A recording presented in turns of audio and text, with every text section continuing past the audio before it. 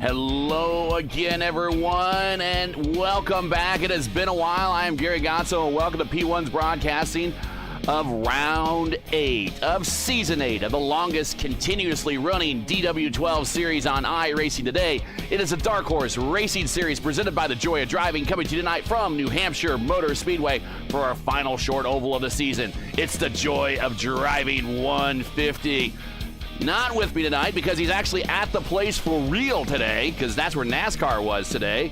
The catalyst, Andrew Wood, he is indisposed. He's actually gone to the NASCAR race. But joining me as someone with a lot of experience in open wheelers here, it is Kyle Klindworth. Clind, it's good to have you back in the booth. It's been a while since we've had you for your DW12 race. We're lining up and getting ready to go racing. We're starting off this season much like votive last year, where we went 7 for 7. Do we go 8 for 8? And the key stat here is that our points leader going into this race has yet to win a race this year. It's very possible. I think you've got a lot of good contenders up here in the front two grids. You've got all Canadians on the front row, Craig and Lewis, both very strong drivers today. But I've got my eye on Indy Kirkenbauer starting outside of row 2. I think he pulls the upset off today. All right, let's get in tonight's starting lineup here as we are lining up.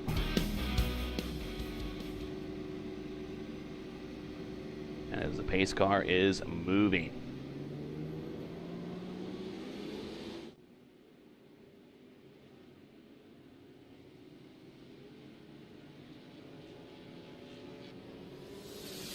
Yeah, so great to be back here, Gary. I had a couple of outings in this league this season, but they both ended in calamity. Well, hopefully there's not as lot of calamity here tonight, but on the front row is Forsyth and Nunez, LGN. Canadians on the front row. We got Stouffer and Kirkenbauer, although Nunez will want you to know he is Chilean, and you can tell by the nose of his car. We got Stouffer and Kirkenbauer, and that's one of the drivers we're going to be looking for in row 2. Kirkenbauer. Murph will be watching him. Peterson, Schaus and Levern, Heisong and Povolonis. Dinsdale and Johnston, Vitor, Guillermi, and Santos teammates in row 7. Wags and Kirby in row 8. Kirby from the ISRA. Coker and Stearns and Hayes. Say hey, Lewis Hayes back on row 10. 19 cars going to take the green flag.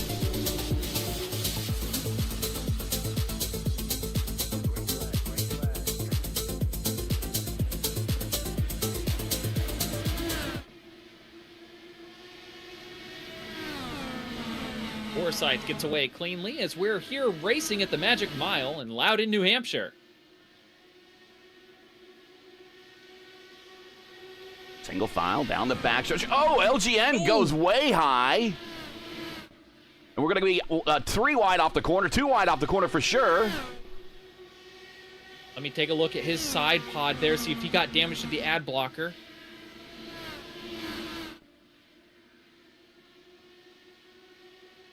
I think he's going to be okay. He got away with one there. Oh, wow. Almost in the back there of Chris Stouffer.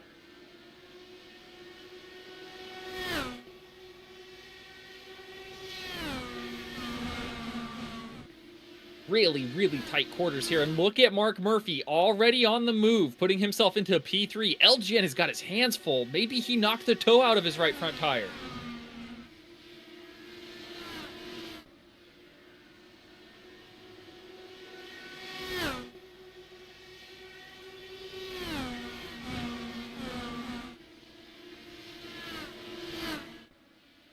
Murphy's not sated with second. Oh, Stouffer's in the wall. His front wing is destroyed. Oh, wow. Stouffer. And yes, that is a front. That he needs to come to pit road now. He needs to come to pit road right now. Kirkenbauer also hitting pit road. A lot of trouble for our front runners here early. Kirkenbauer not seeing the damage evident on his car, but he is coming to pit road, the prodigy.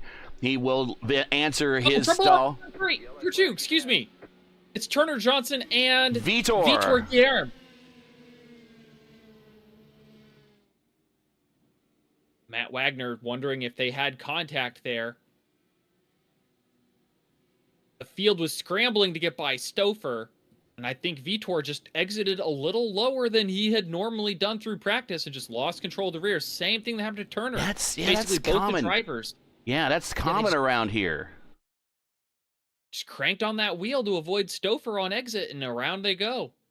We'll Tail to tail. watch from the perspective of Vitor Guilherme, and he's gotten that low. And we've seen this a lot, and we saw it in practice, where a lot of these drivers just cranking it down low, and then off the corner, the car just gets. And unrelated, it's Turner Johnson as well. I mean, he wasn't really involved until the end there.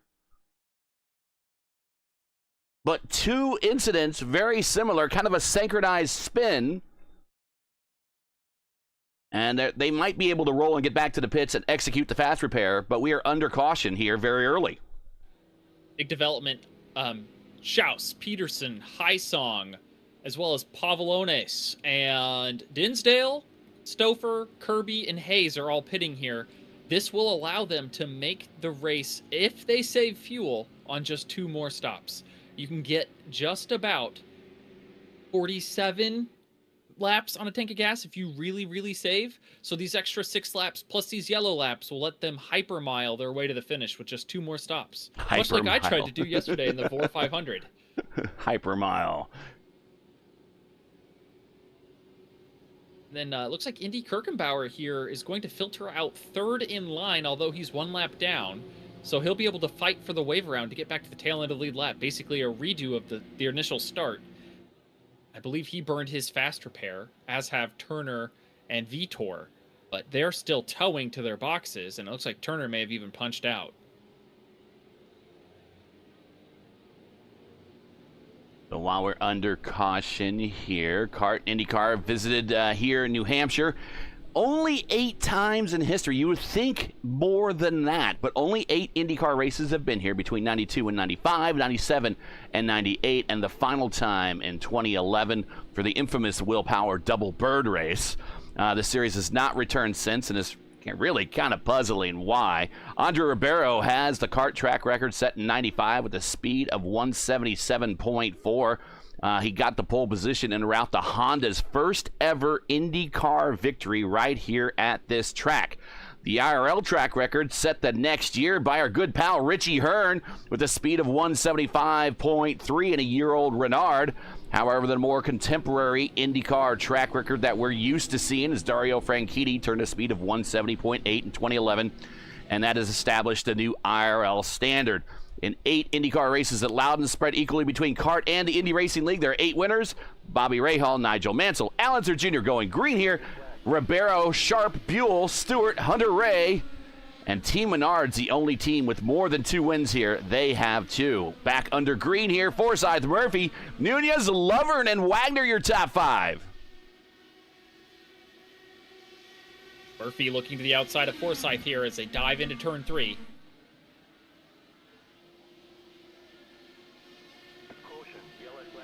Another car in the fence. I think it's Peterson.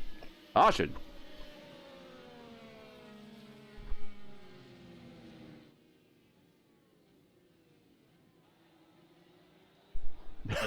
Peterson is all up in the...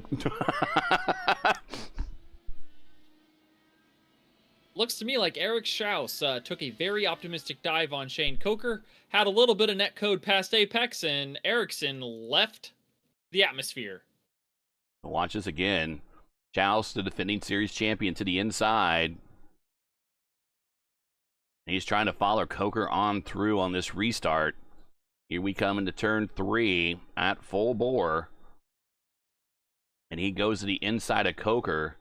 And a little bit of netcode. And Coker up into, oh my gosh, and a barrel roll. This is not Star Fox 64. This is iRacing. Let's actually speed this up and watch.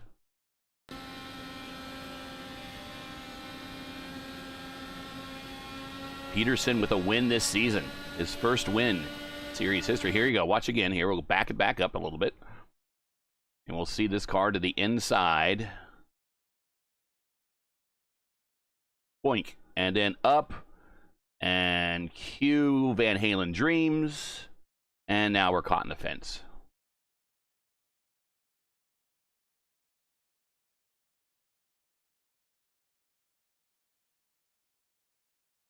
And that's just how this racetrack is. The bottom lane has less banking than the middle lane, and then the middle high lane has even more banking. I think it goes from 1.2 to 2.6 to 6.7. So as you transition between those changes in banking, the car could get looser or tighter. And we've seen in history races at this track, in this car, in this league before, kind of rough races here. But this is, I mean, it's a 1 mile oval, or just over a 1 mile oval. We'll talk about stats here in a second. How hard could it be? But it's a very challenging track. It's not like, it looks a lot like, but it's nothing like Milwaukee. Yeah, I think the pavement age plus the concrete profile versus the asphalt profile plus the progressive banking here is more significant. Plus the pit road layout is much more modern. Milwaukee, one of the longest running, or if not the longest running race course in the world. It just makes sense that things have been improved on or modified from that original blueprint, and here we are with a much more modern mile-long racetrack. Not that there's anything wrong with Milwaukee. I know Jacob Collins will hunt me down if I say there's anything wrong with it. So it's a perfectly fine racetrack. It just is very different from this one, even though they have the same footprint.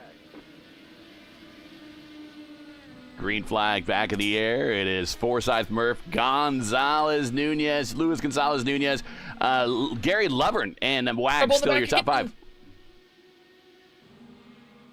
Turner Johnson returned to the racetrack after taking his fast repair and was shipped unceremoniously when he got into turn one. It looks by Chris Stouffer. He is. Now, here we go. We'll watch this again. He's in the mid-pack here. And just a lot of pushing and shoving today.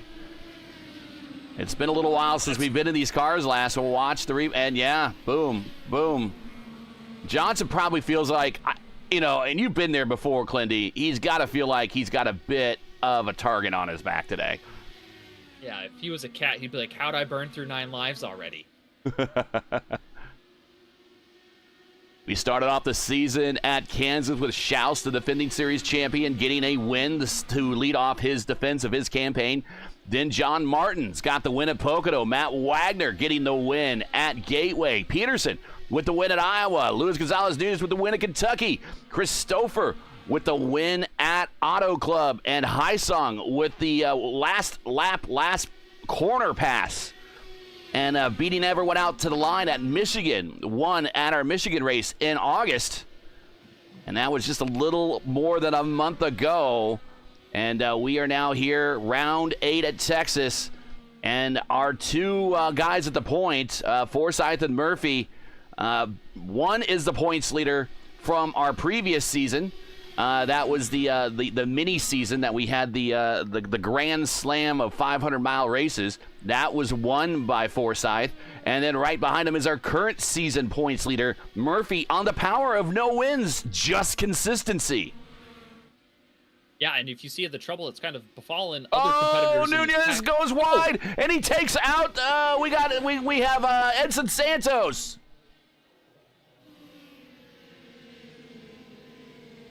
The LGN was just, again, sawing on that wheel, cranking for exit, and boom, Edson Santos, wrong place, wrong time. I think Santos may have to tow to get back to pit road because his right rear is no longer attached to the race car. This is going to be a long race at this point, and also it's starting to burn through the field a little bit. Let's check this out. We're going to go back up to Luis Nunez, and we'll watch him as he goes through the corner. He's already loose midway through two. Lovern gets by. And boink, right into Edson Santos.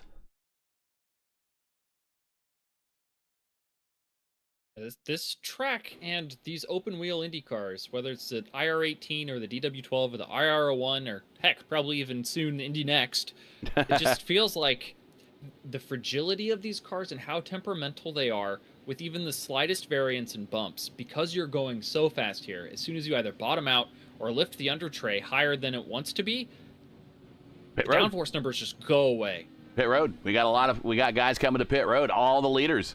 Wags is staying out, and that might not be a bad move. Wags in the Budweiser car, and then also we're going to wave around for the lucky dog for Coker. But Wags is going to stay out there, and Stouffer is also going to stay out there. But everyone behind those two coming to pit road, Forsyth coming off of pit road right now, Murph coming off of pit road right now, Schaus coming off of pit road right now. So a number of drivers have decided to go down pit road at this early stage at lap 20 of 150 to get service. But Wags is deciding to be the lone car to venture out and go long. Well, he and Stouffer both, and the people who hate to see that are Eric Peterson and Vitor Guilherme. They were hoping to take the wave around here to go to 1 lap down rather than 2, and now they're both going to give up the ghost and come on in and top up on fuel to try to take the wave next time. You shake the fist. Darn you, Wags! Which we got used to saying a lot when we met him at the Sim Gaming Expo. So he didn't want my hero card, Gary. Can you believe it? Darn you, Wags! We're getting ready to go green next time by. This is a fixed setup race provided by the league. We're doing 75% fuel, unlimited tires, 1 fast repair. Pit road speed limit is 45 miles per hour. This is a 1.06 mile paperclip shaped oval. We're doing 150 laps, which really works its way out to be 159 race miles. If you enjoy our coverage of the Dark Horse Racing Series presented by The Joy of Driving and you respect the stream, please do us a solid. Make sure you support us by subscribing. And while you're at it, don't forget to smash like and click the bell so you don't miss out on future P1 iRacing broadcasts. Tonight's, not California, that was a couple of weeks ago. The New Hampshire 150 in the Dark Horse Racing Series is presented to you by The Joy of Driving. Follow Mark Cohn's Sim Racing Adventures full of sharp driving and sharp wit. Subscribe on YouTube. Follow on Facebook. All the links you need are in the description. Green flag, we're back underway. Where is our titular driver? Is Mark Cohn taking the evening off, perhaps? Enjoying some Panera Bread or In-N-Out Burger? I don't know. He's sponsoring the series and just kind of leave it at that. Back up front, it is Wags, Stouffer, Forsyth, Murph, Schaus. Right now, if Wags, Forsyth, or Murphy win, even Lovern in 6, that will continue the 7 for 7 trend into 8 for 8, and there has never been, Clinton, actually you broke the streak in votive, but in the 2 times in IndyCar history, which happened to converge during the 2000 kart and IRL season, there has never been an IndyCar season in real life that started more than 7 for 7. I'm sure there might have been sim leagues that have started more than 7 for 7, but we're just going to set the real life standard, 7 for 7. So if there is a new winner today, this is an 8 for 8 record and really a truly rare thing.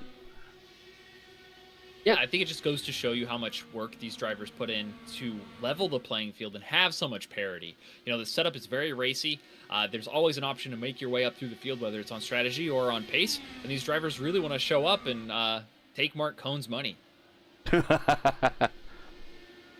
Kirkenbauer on the move. He's dialing up the inside line to get around Shane Dinsdale.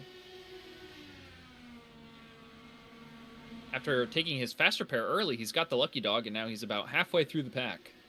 Oh, spinning, and it's Wags.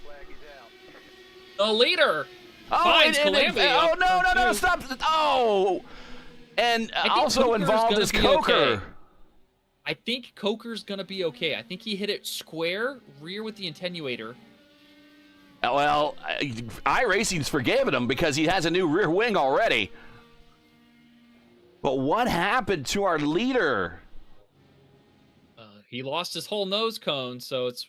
Yeah, he's just off the corner. And Craig Forsyth also... He target fixated, but he got very lucky that Wagner bounced off the wall. Well, I went back a little bit further, so we're gonna just go. We're gonna go. I'll set it to right before the moment here. So everything is looking right, and I mean, I remember racing this car in the Lionheart Speedway Series, and we were up by the wall the whole race. Up by the wall, we were way up. Look at that, just right around, bam. Oh man. And let's go back And I want to Wagner said ride. he had no warning. I No want to warning ride whatsoever. with Forsyth. I'd ride with Craig. Yeah, Craig Forsyth. Yes. And if I can get on his car, it's already too late there. We need to go back a little bit more. So it just Forsyth, and he has, I think that's Dinsdale in front. Is that Dinsdale? No, it's Stouffer. So he's not going to race him real hard. That's teammates, but they are very low in the corner again. And very similar situations happen on exit. Just get loose. And just, the seas open up there at the bitter end. That could have been big. I'm telling you, with this new scan of this racetrack, the bumps are very prominent. And if you hit that bump or one of the transitions between the banking incorrectly in any way, the car just wants to unload. And it looks like that's even how Forsyth got to the bottom there. The car unloaded the same way Wags did, but because Craig thought there was going to be a yellow, he was already out of the gas. So he didn't snap around as violently.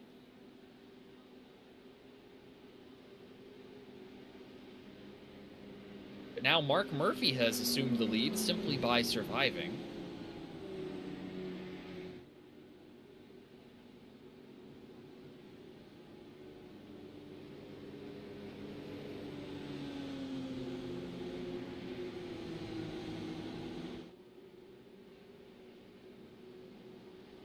And we're going to go green next time by.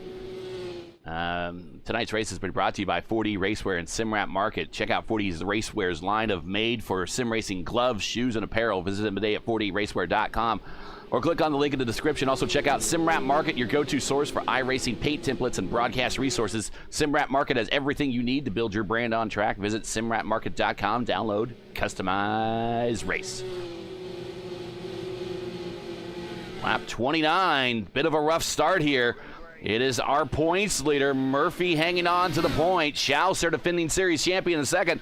Levern up to third. Highsong, winner of the last race, in fourth. And Casey Povolonis in fifth. Casey's really starting to come into his own as a driver. He was able to stick with us Rogue Racing cars in a open practice at Texas we held just before this. So got a bit of a setup wizard there on the Votive Manufacturing Racing team.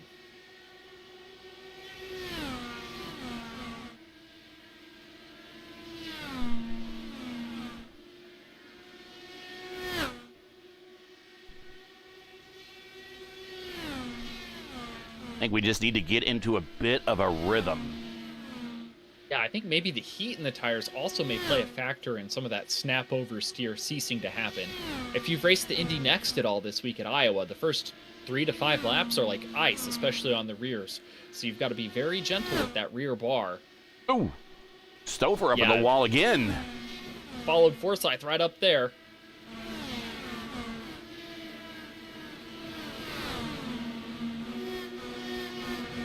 Really see Stouffer and Forsyth very aggressive through the middle of the corner. Forsyth down low, careful down there under Kirkenbauer. I think he knew it too, because you see a big run on the outside. Oh, car to the inside again, and it's, oh no, that's Wagner again. Carbon copy replay of his first incident. The exact same thing happened in the exact same spot. He's going to want to, big reset on that one. Zero warning, but whatever he's doing it wrong. Let's see if we can just zero in on, I think what happened is just in the back here. I think he's actually taking it kind of easy looking at the his line here and everything on this replay. I think the next time through two, I think he might have been taking it easy in the lead as well, right? And I think that's the problem. If you take it a little bit easy, you lose downforce numbers. These cars drive better the faster they go. Check it out. Let's see what happens here. Do this time through turn 2. Oh. Yeah, same thing. Exactly. Almost following the tire track exactly into the wall.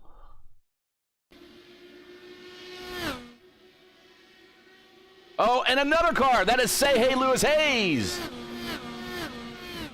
I gotta go put some traction compound there in turn 2 for these competitors. Oh, no JP1. No JP1. But he didn't hit anything. And since they don't have a tire limit here, he could just go back to pit road and throw a new set on. If if that really would solve the problem, I'm beginning to agree with you here. I'm beginning to think that the longer you stay on a set of tires and the more speed that you put into these cars, the better it's going to behave. I'm beginning to agree with you on that. I don't know. I only ran a handful of laps in practice, and I was pretty easy. I was just trying to get a fuel number and lifted big on entry and was pretty aggressive with the throttle on exit. And I felt like the car was pretty planted if you ran lanes 2 or lane 3. I didn't bother running lane 1 because I figured it would be very slippery. Here we're seeing a split decision around pit road again. Murphy and almost everyone else but Stouffer to pit road, while Schaus, Stouffer, and Forsyth stay out. Peterson further back stays out as well. And Vitor again. So they're, again, hoping to get the wave, but they've got people raining on their parade right in front. I am wondering, I believe we've seen Schaus do this before. There's Peterson getting his lap back. That's good for him. He's back on the lead lap now. We've seen this before, and I think with Schaus. Schaus is liable to play the strategy here, and maybe he's just camping out, or maybe he's banking on, not camping out, banking, that we have not had a long, consistent run of anything this entire race. I'm thinking he thinks that maybe we're going to be having a lot of these little 10-lap sprints and a caution, 10-lap sprint and a caution, 10-lap. He might be trying to do this on one less stop than everyone else. Pretty soon, you're going to run out of cars to wreck, though. So, we've thinned the herd already by 4 cars.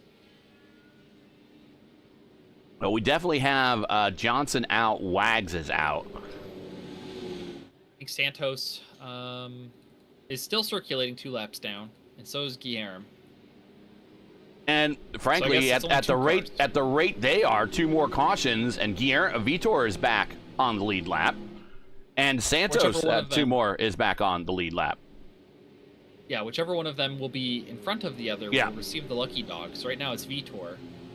He's running well ahead of Edson. I think Edson chose to pit, whereas Vitor chose to stay out. Yeah, Vitor is actually a little bit higher in the order. Just joining us, this is P1 broadcasting coverage of the Dark Horse Racing Series presented by the Joy of Driving, coming to you from New Hampshire for the Joy of Driving 150.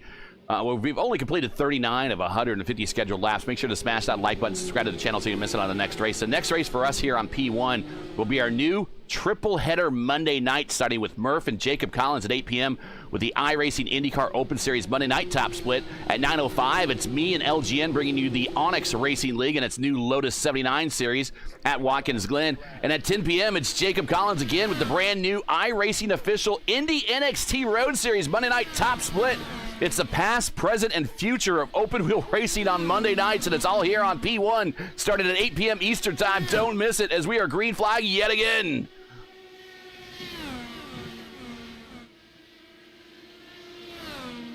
Everyone orderly in single file, but Haisong and Nunez, who are debating who will be at the tail end of the top 10.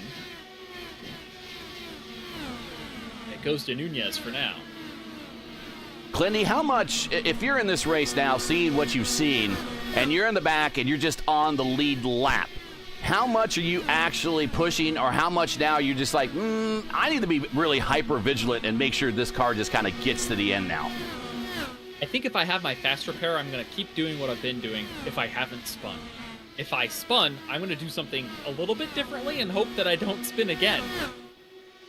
But if, I don't know, it just really depends on how you feel the car is, and according to Wagner, if there's no warning whatsoever before the car snaps underneath you, there's little you can do to prevent that. You just kind of have to hope it happens to someone else first. Yeah, I would be staying up in those higher lanes up there, maybe taking the groove up there, and that might not be the ideal lane, but at this point, I'd be kind of in the cockpit going, okay, the strategy now is drive to survive. Here is the points. Go ahead. I was just going to say, I'd definitely avoid staying off the bumps and the banking transitions. Those are the only 2 things that I know for sure will upset these cars outside of smacking into the safer barrier, like Chris. Oh, and there it is again, LGN on the inside.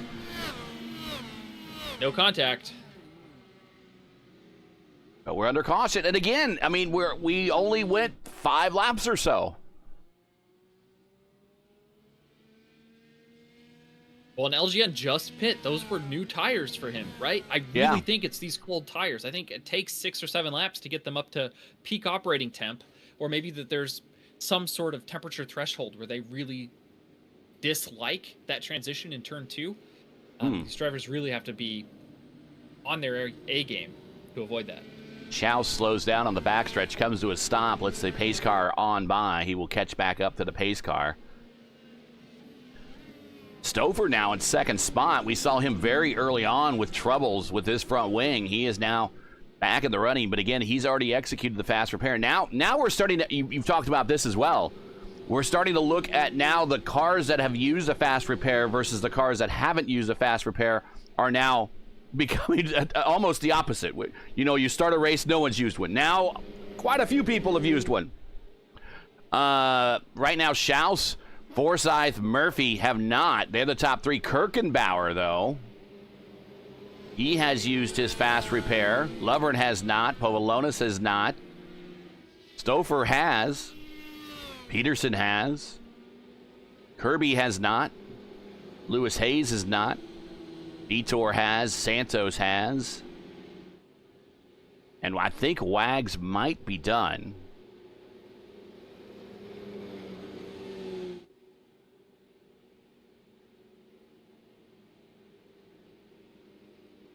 Here is the points coming into today, by the way.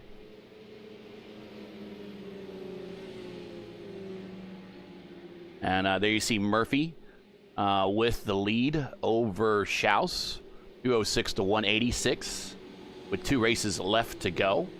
Then we got Wags in third. That's going to really hurt Wags and his shot here for the championship. Haisong looking to capitalize. He is in fourth, tied with Peterson. Actually, Haisong looking to capitalize over Peterson, having a little bit of bad luck. Turner Johnson looking for a top 10 finish. His day is already done. He is not going to be happy with that one. Luis Gonzalez Nunez, LGN, he is in the top 10. Teed not in the lineup with us tonight. Stouffer and Pahutsky. Pahutsky not in the lineup with us tonight. That is your top 10. There's your overall kind of top 20. And it should be no surprise to anybody that Murphy has the most miles completed and is your points leader. That is no coincidence. None.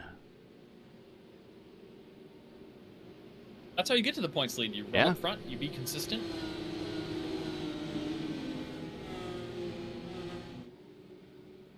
Getting ready to go green. Schaus, yeah, our season's champion from last year.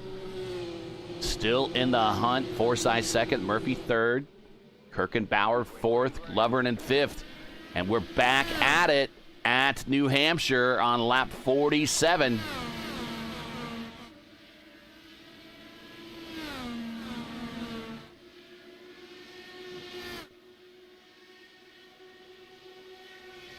Edson Santos pulling over and letting all of the other cars by. Yeah, that's a very classy Very thing slow. very classy of him to do right there, by the way. I think he's just, he might be realizing kind of what we're realizing now is this is going to be a caution fest. And if it is, in 3 more cautions, he is going to be back on the lead lap and can probably make it a run at this thing. But in the meantime, just stay in the back, keep the wheels on these things, and see if those cautions eventually come to you.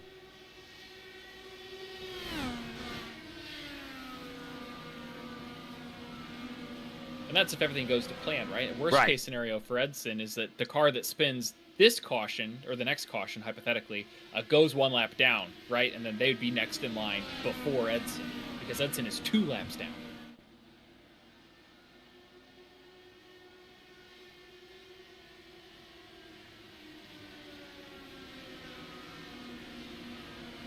And there is our leader, Schaus. There is Forsyth. Let's ride with Murph in third.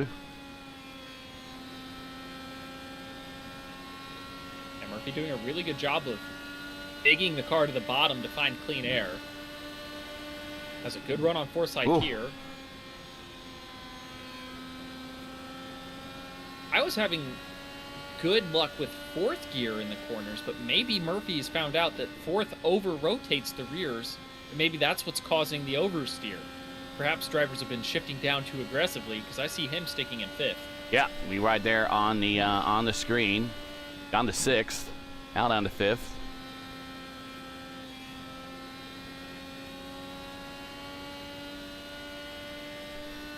Yeah, seems like all of the front runners are sticking in 5th gear.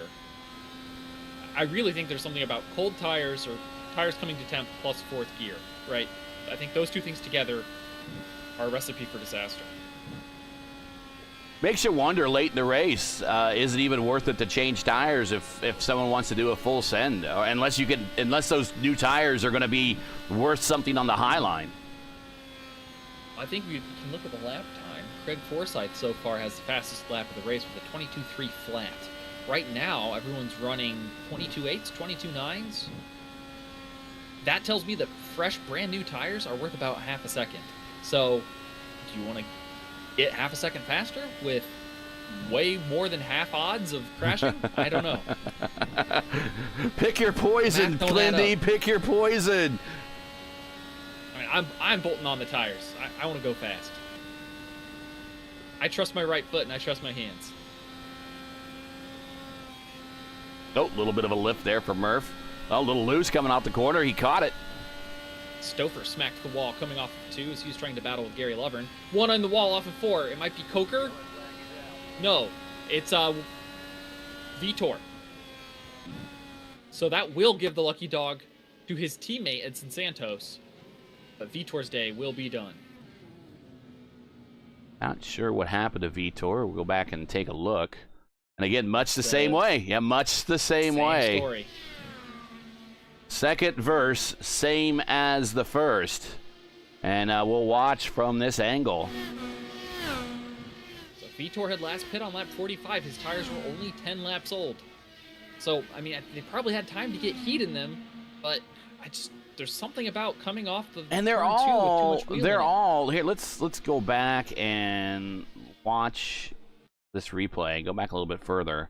And I want to pause the screen here. Look at all these marks, all the skid marks. All these skid marks are all coming right here. All of them. It's all the same point. It's all the same. It's all the same thing.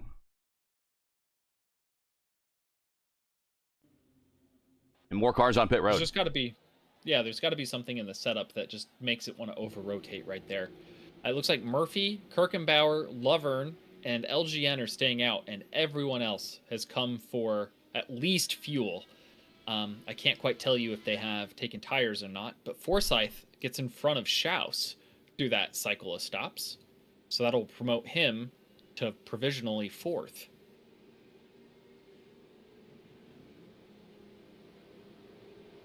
Excuse me, 5th.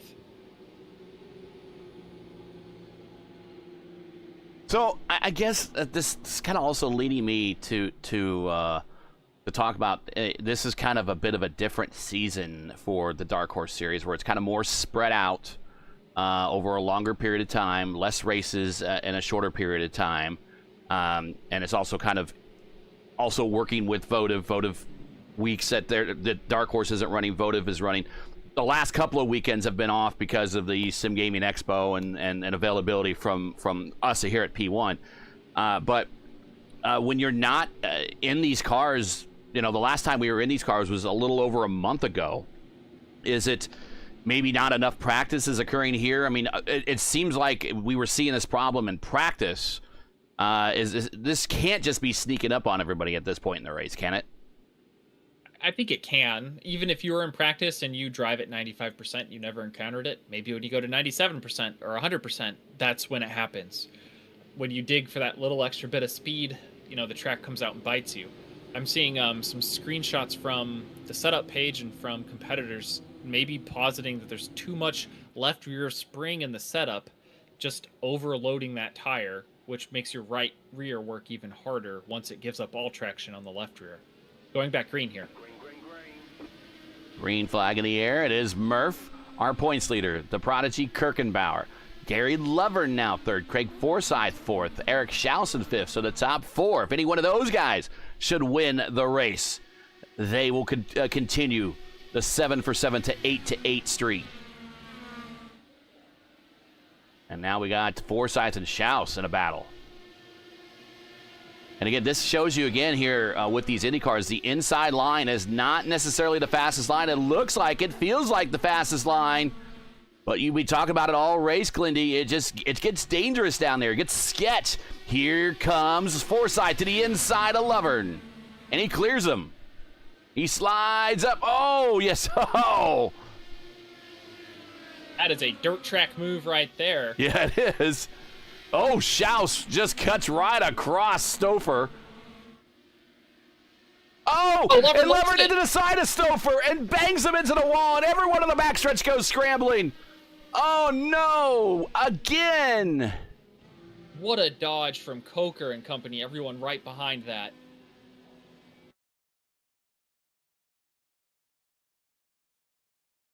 And I think that's going to be day done. No, Stouffer's going to still have a fast repair. So he will be able to tow, but unfortunately it's going to be day done for the time being. And I think Lovern's going to have to come to pit road and use that fast repair because he's got damage now. Yeah, he's got damage. Casey Pavlonis got damage from LGN right on that restart. And really heads-up driving from Chris Stouffer to not take the fast repair earlier in the race and only repair the wing naturally. So he still has a fighting chance here once he gets done with his tow, if he chooses to.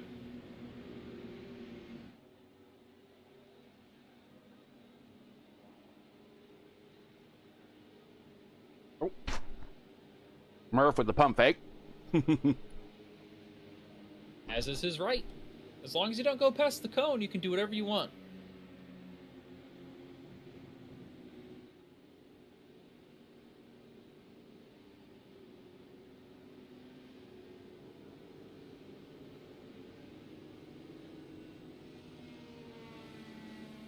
And there goes Edson Santos.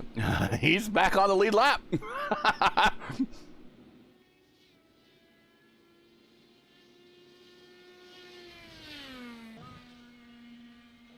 Fortune favors the patient today, not the bold. Well, it might have been a bold decision just to hang out back there knowing that there was probably going to be at least 2 more cautions in front of you. I don't think it's bold to do what's best for you from a game theory perspective. He's not racing anybody. Why put himself in position to get taken out like Stouffer or Vitor or anybody else had earlier? True, right? true, There's true. no point to race when it can only go wrong.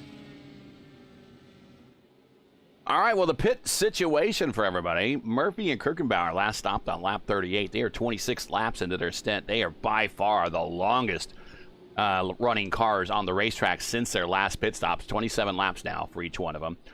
Then Forsyth, only 7 laps into his current stint, along with much of the rest of the field. Nunez, 6.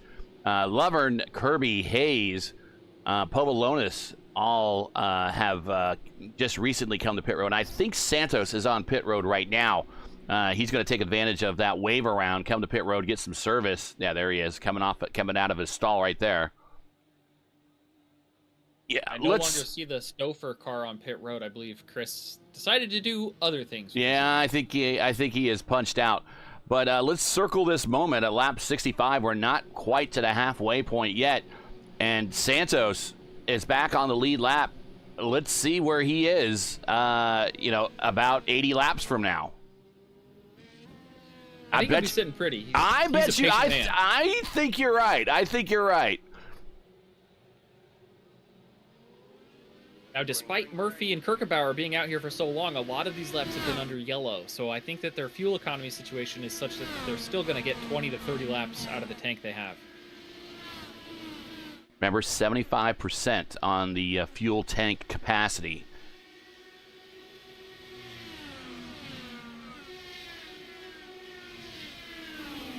Povolonis, black flag. He's going to have to come to pit road. He must have passed somebody on the wrong side at the restart. He didn't pass anybody. He must... I have no idea how that happened. He must have gotten a really bad speeding penalty or something, or an unsafe pit exit. It doesn't make sense to me. We'll have to check in with him after the race. Murphy really stretching his legs here.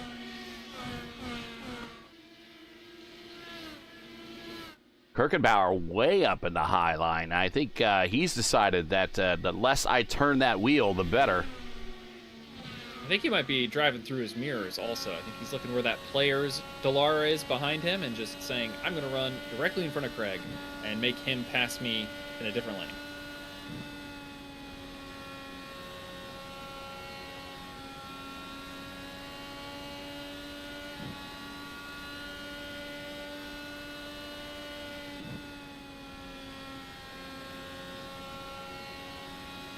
We're watching from Kirkenbauer's point of view as we now pass the lap 70 mark.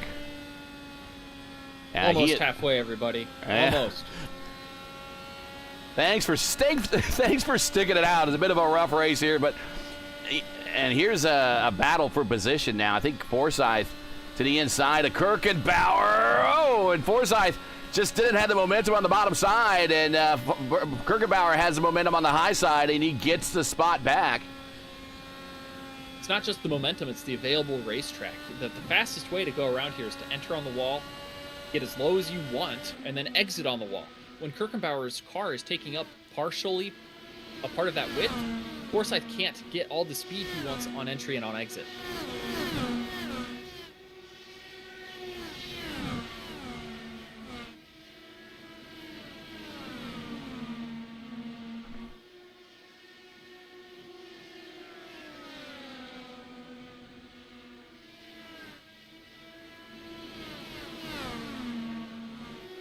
And now, really, the battle is becoming for second spot. They're kind of queue up behind Indy. Indy's doing what he needs to do to keep the position. In the meantime, and I've kind of got it on the stat for the fastest lap of the race for too long. I apologize about that. There you got intervals right there. Murph's starting to pull away by about 2 seconds. Yep, and what that does for Kirkenbauer is he now has clean air, unfettered air, because the draft envelope on these cars is smaller than on the IR18. It's only about a second and some change instead of a second and a half or 2 seconds.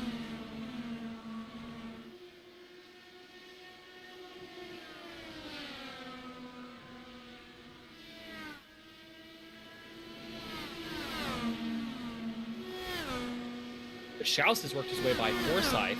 Yes. And we'll see how much longer the leading duo can go on fuel, because they will be due to pit road here sometime soon. I'd say next 10 to 15 laps, probably.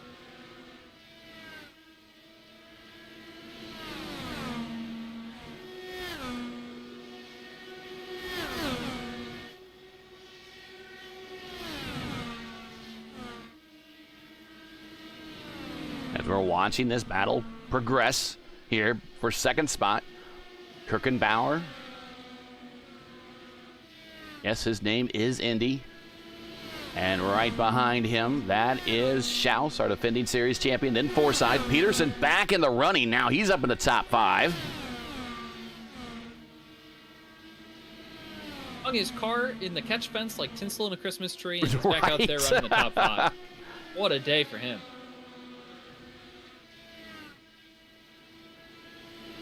Schaus puts himself in second.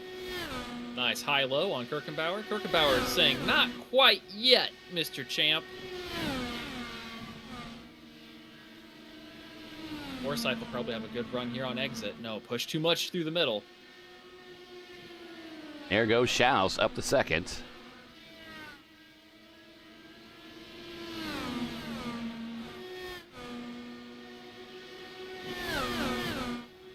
We finally found some sort of calm on the racetrack this evening. Yeah. Yeah.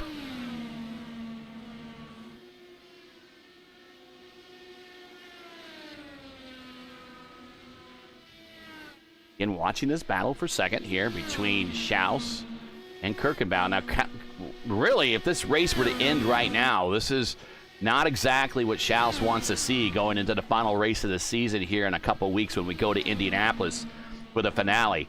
It's Murph. If Murph really gets the win here, I mean, that pretty much is the nail. It's not the nail. Well, the nail is actually resting on the wood of the coffin, but it hasn't been hammered down yet. That's kind of what it is. But you're right. You're absolutely right. I think Schaus is really going to like what the points look like once Murphy peels off to pit road here. Kirkenbauer smacks the wall off too. I think he got away with one. Oh, nope, someone didn't. And, oh, no. It's LGN again. The same spot, and I think he missed the wall again. Hey, at least he's figured out how to not hurt his car. But that's exactly what Murphy and Kirkenbauer wanted, because now they won't lose a lap pitting. We'll watch LGN here as he comes down the main straight on the drone cam. And Murphy had 4 laps of fuel left. Oh, so that's exactly what he wanted. So everyone's going to, I guess, come to the pit road pretty close to a final stop. No, not quite. We're still going to be about 16 laps short from here. Yeah, that's what I did preface myself by saying pretty close. A little bit of a tap to the wall for, you know, go back to that 2011 race here when the Indy Racing League came here, and there was a rough start to that race too. A lot of these little incidents coming off of turn 2, sliding to the inside. Like I swear, was it Tony Kanaan or Castro Neves about took out the porta potties at some point on the inside there? Can't answer that, Gary. I did not watch I that think race. Yeah, we're gonna have to people in another tab check that out. I'm sure there's a YouTube video of the 2011 New Hampshire race, the very infamous double bird race, where the famous power double bird was sighted in the Granite State.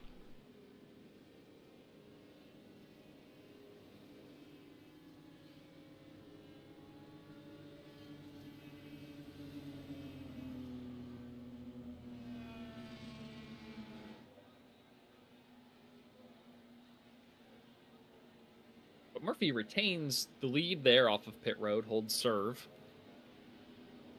Kirkenbauer lost a spot to Forsyth. Craig's the master of pit road.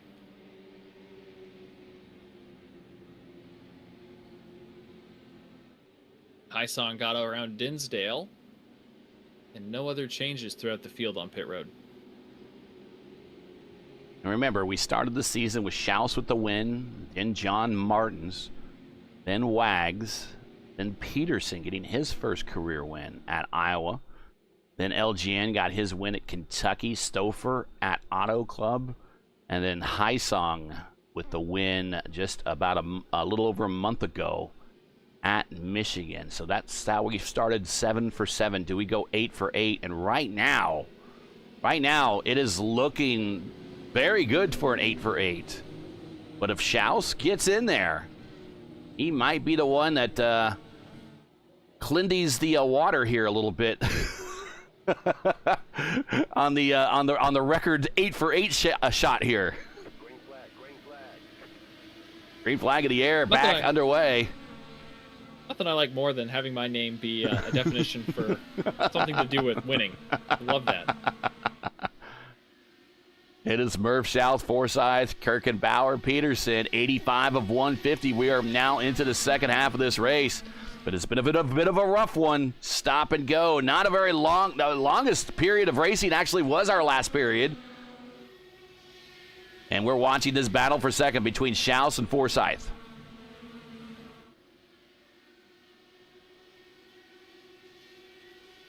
And the lead car just seems to have such an enormous advantage. Whether it was Schaus earlier, Forsyth, or Murphy, the clean air just really seems to let them step away. But Murph's done a perfect job on the restarts to be able to make sure no one can challenge him, and that he gets all that delicious clean air to himself.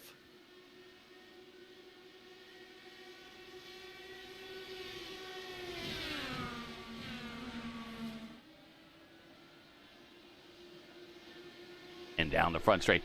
And again, we're just kind of going through the field. There's not a lot of action going on. I think drivers now are just really like, God, you know, I'm in the second half of this race. I just kind of want to finish it. There's a couple of drivers that have not more than a couple really, but a host of drivers have not used that fast repair yet. Murph, Schaus, Forsyth, they have not used that fast repair. Hysong has not used that fast repair. We're kind of watching Hysong in the neighborhood of this battle right here. Then we have Dinsdale has not used it. Kirby has not used it. Hayes has not used it. But everyone else has. So about half the field has used the fast repair. Half the field has not used the fast repair. Again, if you're just watching, not sure what the fast repair is, it's basically like a big reset button for your car. You get in a wreck and you can get it back to pit road. You execute the fast repair and everything, ta-da, magically fixed. Back underway, and it's just like your car is brand new again. A lot of leagues don't have fast repairs anymore. Reason why is some leagues feel like drivers abuse the fast repair. This is one of the few leagues right here that I firmly believe in, the Dark Horse Racing Series here. I don't really think anybody here abuses the fast repair. I think they actively fight not to use the fast repair until the bitter end. Yeah, and it takes a lot of trust in your competitors to be able to race as close as we do here. Often, even like way back in the pack, you'll see right now LGN's fighting with Lewis Hayes, and they give each other, you know, just the right amount of room. But, you know, when you're racing, you don't have to give anyone extra room. And everyone in here knows each other well enough and races together often enough that they know each other's tendencies and what they can and should get away with. LGN there. One of our commentators here in the channel, and right behind him, one of our sponsored cars. Say hey, Lewis Hayes. And yeah, with these cars, this is a legacy status car, so iRacing really doesn't put a lot of active work into the code of these cars. So notorious, when I say notorious, is the net code for these cars, which we've seen a little bit already today. Schaus messed up the exit of turn 2 last time by. Forsyth went low in 3 and 4 and now has the preferred high side in 1 and 2. Here we go.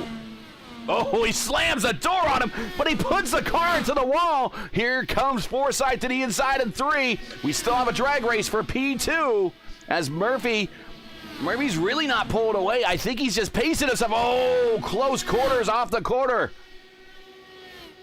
I think this battle's going to continue to show that same song and dance lap after lap, where one car has the preferred lane in one set of corners, but not the other.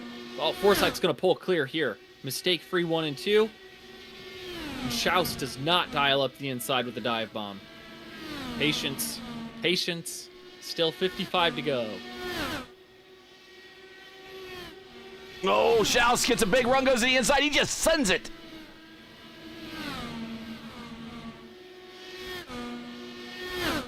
Both those cars looked so uncomfortable on the exit of 2. They both twitched the wheel back and forth. I cannot wait to go back and watch Craig's in-live battle from his stream on YouTube at Forsyth Gaming. That's going to be a treat. We're going to ride with Schaus. 175 miles per hour down the backstretch. Schaus way up in the high line now. So is Forsyth. And again, Schaus now he's getting going to venture down in the lane 2 a little bit, riding through lane 3. But we did the Lionheart Speedway Series race here. We were up in lane 4 for much of the race. And there's a new division in the banking between lanes 3 and lane 4 on this new scan.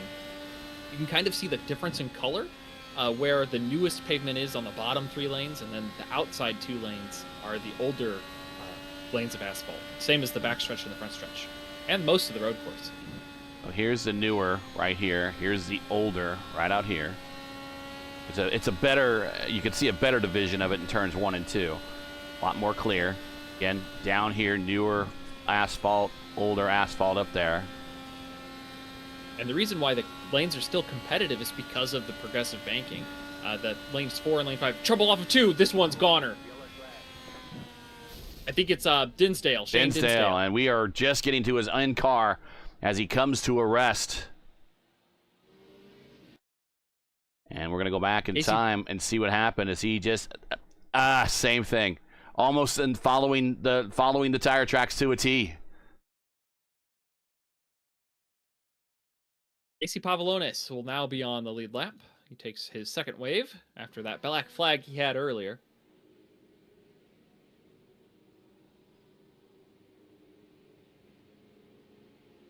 And from here, We might have a fuel save race, Mr. Godso.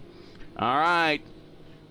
This is a conservation territory here in the Granite State, so not surprised that we are now in conservation territory for fuel. Murph, and yeah, here we come. They're coming to pit road. They knew it. They did the math in their heads. Now, I'm interested to see if anyone gambles on fuel only here. Try to pick up some track position. And yeah, they're only on 18-lap-old tires. And we saw that the older the tires are, the better. Although, we have some people that stayed out. It's Casey who's getting the free pass, and I think it's Justin Kirby, who is 1 lap down as well. Yeah. So the pits may not have been open for Justin.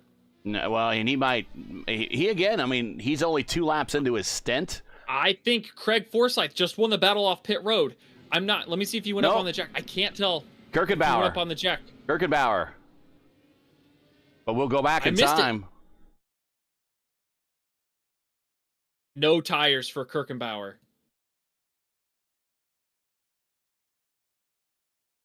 Yeah, we're going to check Kirkenbauer here. We'll look down at the bottom here for Craig, see if he goes up on the jack. Kirkenbauer does not. Yeah, he does. Kirkenbauer does not. That's when winning the pole got Craig second here on fresh tires. He's the first car on fresh tires, and Indy Kirkenbauer is going to have that clean air. So we'll see what reigns supreme here.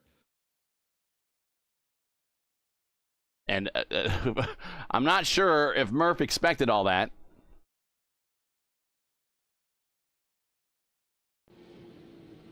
Well, we got a young kid up there fighting for their first win.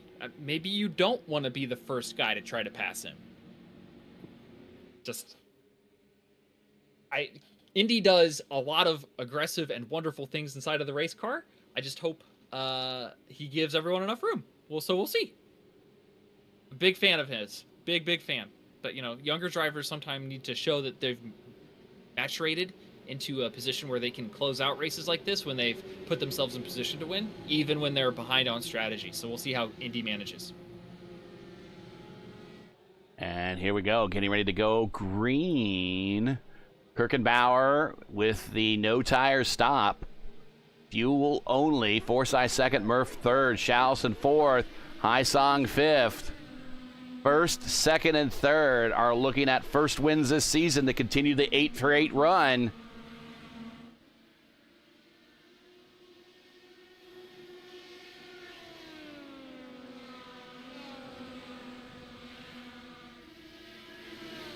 Here's 2 winners this season, Hysong and Peterson.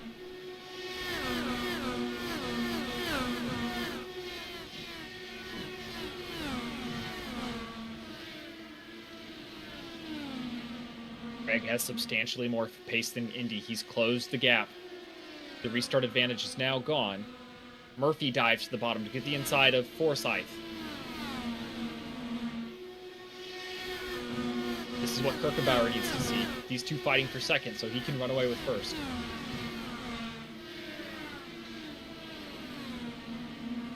Forsyth's going to have a big run here. He's going to dial up the inside for turn 3.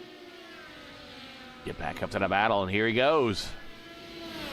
He's going to clear, and he's going to check out. Craig Forsyth to the point.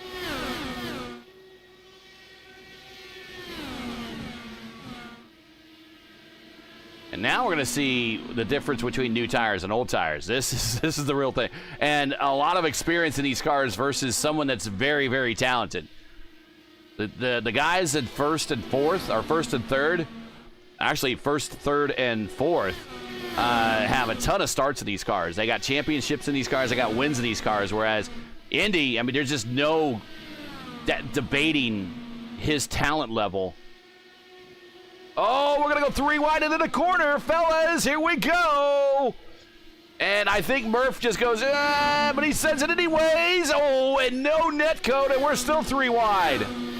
We love to see this type of action at the Magic Mile. 3 wide, all through 3 and 4, and Murphy's now on the bottom trying to get the inside of Kirkenbauer. He's almost clear, not quite there. Murphy leaves the door just ajar. Murph, I think, you know, any other driver maybe backs off a little bit and decides, you know, there's 40 more than 40 laps to go. I'm gonna just let this thing settle out and go after it again. Murph just sends it in there and shouts, Brazilian clears Indy Kirkenbauer and gives him a slide job going out of 2.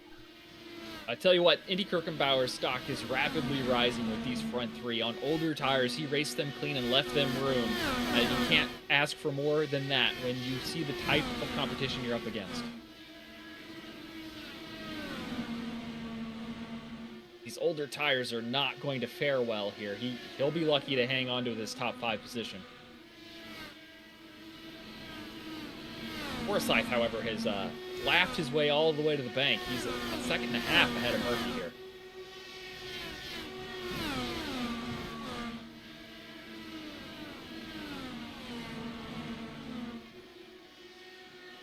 And now right behind him, Peterson and Heisong side by side.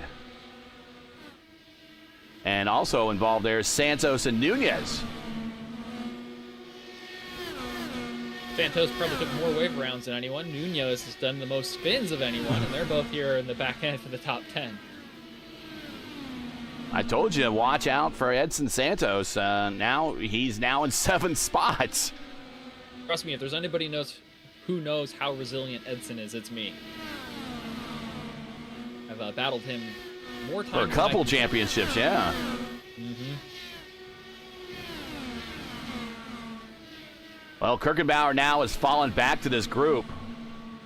And they are now starting to queue up behind him. Here comes Edson Santos to the inside of Heisong, looking for another position for the Brazilian.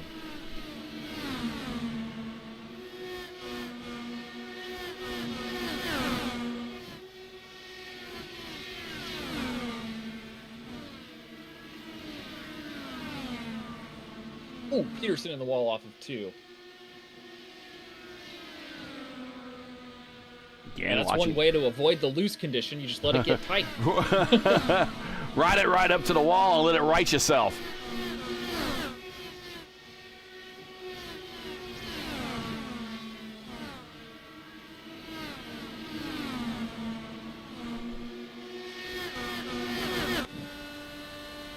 Here is the Robbie Gordon cam on LGN's car.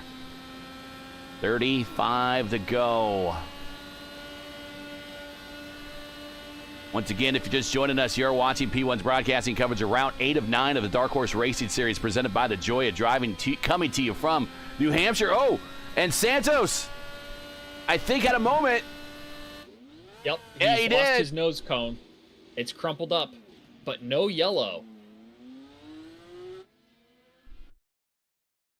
And this, watch this, you just saw this from the camera angle.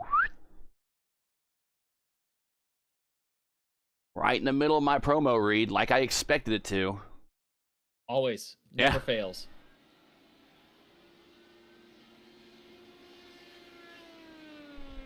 But yeah, once again, we're coming to you from New Hampshire, the Magic Mile, the Granite State, just in Loudon, just a little outside of Concord. Concord, as they say, the Joy of Driving 150. Currently, Craig Forsyth is your leader with about 32 laps to go. Make sure to smash that like button, subscribe to the channel so you don't miss out on the next race. The next Sunday race for us will be next week when the Vote of Indy Oval Series resumes its Season 3 schedule with a stop at one of Clindy's favorite tracks, Iowa Speedway. Coverage starts at 8 p.m. Eastern Time. Don't miss it. It used to be, Gary. Dark Horse Racing Series is presented by the Joy of Driving. Follow Mark Cohn's sim racing adventure full of sharp driving and sharp wit. Subscribe on YouTube or follow on Facebook. All the links you need for his channels are in the description. Tonight's race has also been brought to you by the sponsor of this car right here, 4D Racewear. Check out their line of made for sim racing gloves, shoes, and apparel. Visit them today at 4dracewear.com or click on the link in the description. Also, SimRap Market is your go-to source for iRacing paint templates and broadcast resources. SimRap Market is everything you need to build your brand on track. Visit simrapmarket.com, download, customize, race. If you want to join the Dark Horse Racing Series, the car is free, the league is free. All you need are the tracks and the drive. Click on the link in the Discord link in the description, to get started. There is only one race after today. That is the finale at Indianapolis coming up. There it is, October 5th. And that will wrap up this season schedule. I might run that. Try to spoil the party, Gary. See if I can notch myself another win at the rectangle. And Shane Coker staying on the high side, leading Greg Forsyth on by. Yeah, I'm not certain if Shane picked up some damage. It might have been when he backed into the wall. He just hadn't seen a long enough green flag run to see it affect his pace at all. Or if he's trying to make the fuel number more aggressively than everyone else. But at this point, he's given up more than the time he would have given up on pit road. So, in December, P1 Broadcasting becomes the primetime home for Today at the 500, sponsored by Oil and Gas Safety Supply, your nightly destination for all the action leading up to the prestigious PRI Hoosier 500. The last kiss of the bricks for 2025 starts right here. The countdown is on, so everybody pucker up and don't miss a second of the action. Like, share, and subscribe to stay locked in. We will see you in December for the last big IndyCar race at Indianapolis for the year. One of the big community crown jewels. Ooh, Murph got a little wobbly there coming off the corner. We'll go back to that battle as he is now behind Coker. But make sure to stay locked in when we bring you practice leading up to the big PRI Hoosier 500 right here on P1 in December. Schaus seems to have a little more pace than Murphy, but Murphy's got the cleaner air and can kind of dictate this battle. It seems that now that he's gotten around Coker, it should be pretty easy for Murphy to have a little bit of breathing room here. Kirkenbauer is now side by side with Peterson in the entry of 3. They bang side pods as they try to negotiate who gets what part of the corner. And not far behind him is, look at that battle right behind him. It's Haisong, Nunez, and Lover, and that is a battle for 6th, 7th, and 8th right there. Oh, and Peterson way high.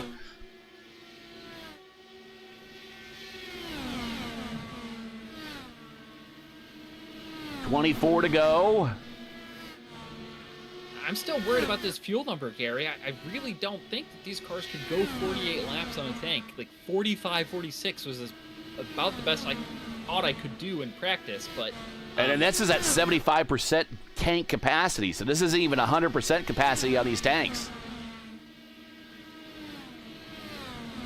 Yeah, I mean, that's what I loaded in. I had the set, so it's not like I had the full tank. Yeah. I could get that far, right?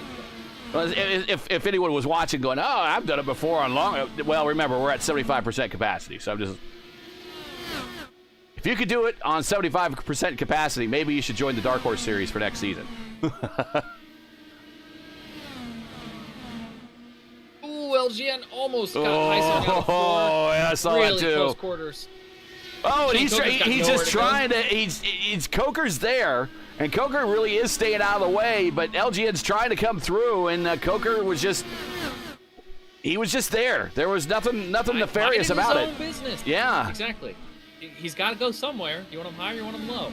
Both parts of the track are usable. Dinsdale gets run over coming to pit road. Oh, and we got a car in the fence already, and that is Kirby. It's Kirby. Kirby.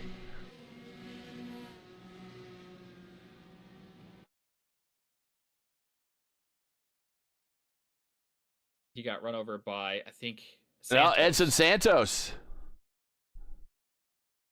And Povolonis, I think, just rolled right on into it. He had nowhere to go.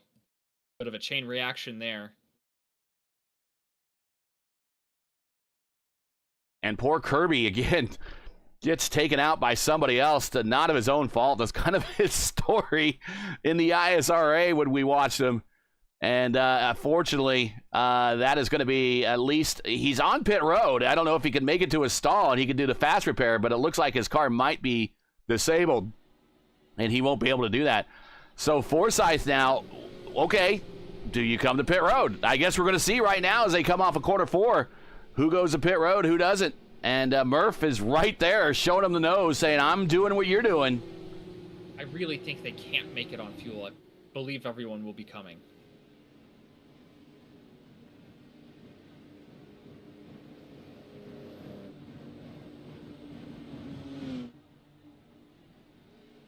Shane Coker will get the free pass.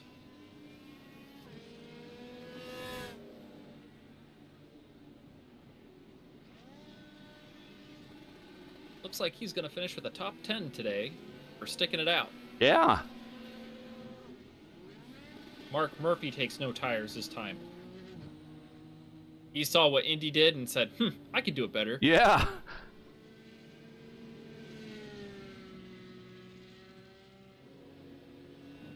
Kirkenbauer survived. He went that whole run on the older tires and only gave up a handful of spots. I mean, from the lead to looks like he'll be running 5th here on this restart.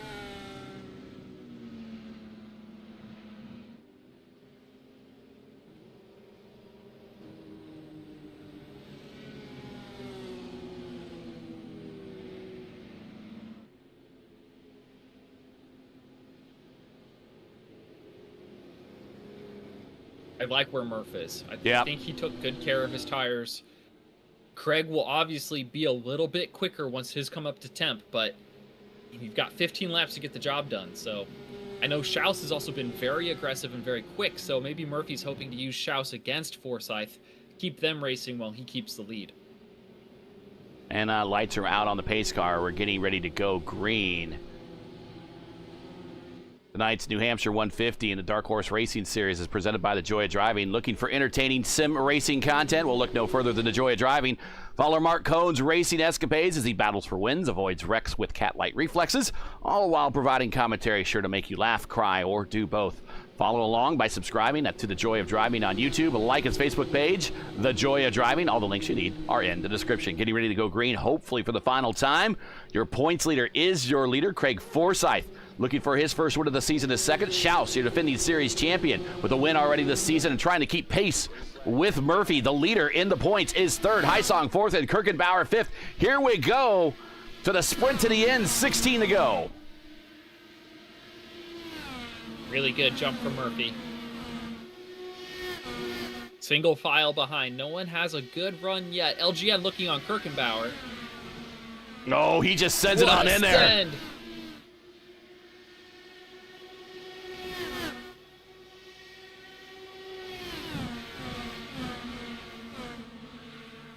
Forsyth is there. He just needs to get a nose there, and that's the hard part right now. For LGN battling with Indy. And Forsyth just sends it to the inside, and he has cleared him. But the battle's not over yet to the inside. Here comes the points leader, Murphy. He blinks out. He's back. Murphy seems to pick the worst times to blink. Whoa. Almost led Schaus to the wall. Schaus to the inside now, going in the 3.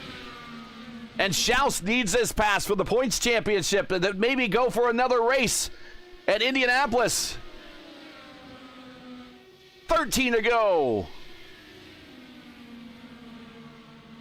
Here comes Heisong on the outside of Murphy. Wow, contact in there, a big wreck. And how does LGN get through that? How does Indy get through that? And we are under caution one more time. And this is exactly what Schaus wants to see now.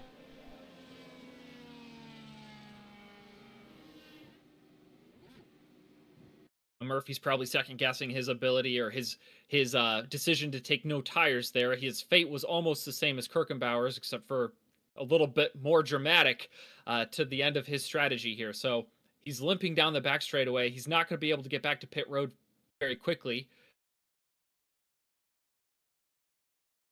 So he's going to go at least one lap down here. And man, somehow, who else made it through? Peterson got forgiven. He's got to have some damage on his car. No, clean as a whistle. Oh man, watch Peterson here from this angle here. His car is gonna get in it for sure. LGN though has a damaged front wing.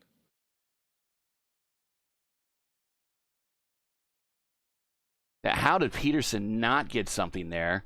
And then LGN, let's go back and let's watch LGN about 10 seconds prior here. Here we go. Watch this. How does LGN get damage and not touch a thing? It just maybe he gets into the back of Indy. Yeah. But still, that's a new front wing. He should be able to get that replaced on pit road without minimal penalty. Time lost. Yep. Peterson should also be missing a front wing, but iRacing decided to be kind to him. As actually it's coined by LGN himself. He called it forgiveness. iRacing forgiveness.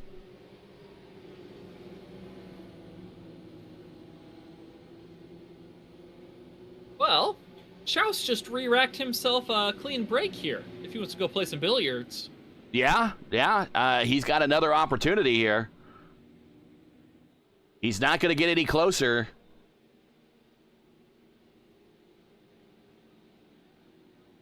With 11 to go, now 10 to go. Have a 9-lap shootout here to end it. Time for one more yellow.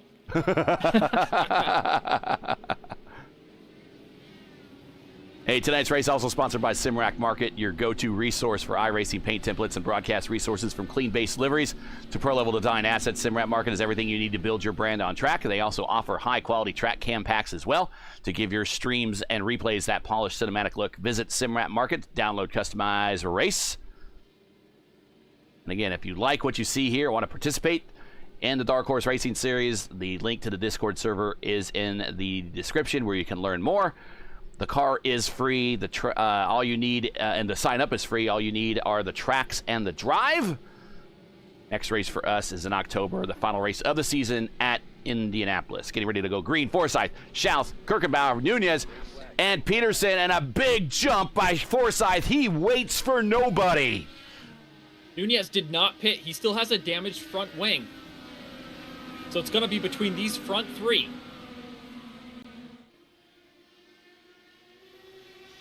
Here goes Peterson to the inside.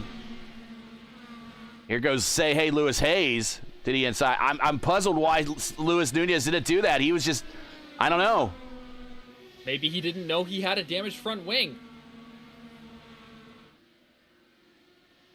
He needs to be like Wagner, race with the broadcast on. Shouts to the inside. Both these guys have the same level of tires on, 10 laps old. But right now, what the key is the clean air. Schaus with the purple lap right when he needs it the most, and he slams the door on Craig Forsyth and is now your leader with 7 to go. Craig to the inside, sends it down low. He's to the inside. He's going to touch wheels and send Schaus to the wall, and we're under caution one more time. That was very, very reminiscent to Tony Stewart and Buddy Lazier in '96 here in the same corner of the racetrack. And Craig really didn't do that much wrong. They were both, one came down a little, Craig came up a little more than Schaus came down, but you can afford the car on the bottom a little more space.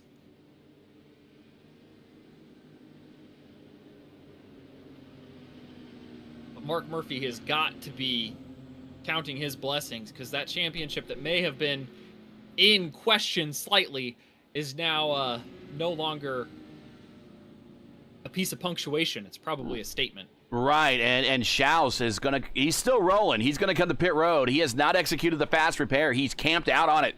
So, but he's kept his car clean, and he's going to come to pit road and execute that fast repair, and he's going to be as good as new, but he's going to be at the back of the pack. So there are 8 cars on the lead lap. He is in 8th spot right now. He is the last car on the lead lap. He's going to get new tires, and we're probably going to go green with maybe 3 to go, 4 to go. He's just going to full send this thing. There you go. See everything snap back into place? That is what a fast repair does. And Forsyth might have a touch of damage on his right front wing plane. I can't quite tell if it's perfect or not, but he's not going to be pitting. No. Shane Coker goes from getting a lucky dog not but 20 laps ago to running 5th place. Let's give you some differentials here for people that have come up through the field. Let's go back to Say Hey Lewis Hayes, up 14 spots to P4. Coker, you just talked about him. In P5, up 12, and it has an opportunity. Oh! Ensign Santos sends the car to the inside wall on the main straight. I'm not sure what happened there. I think he wants to see how many front wings he can use today.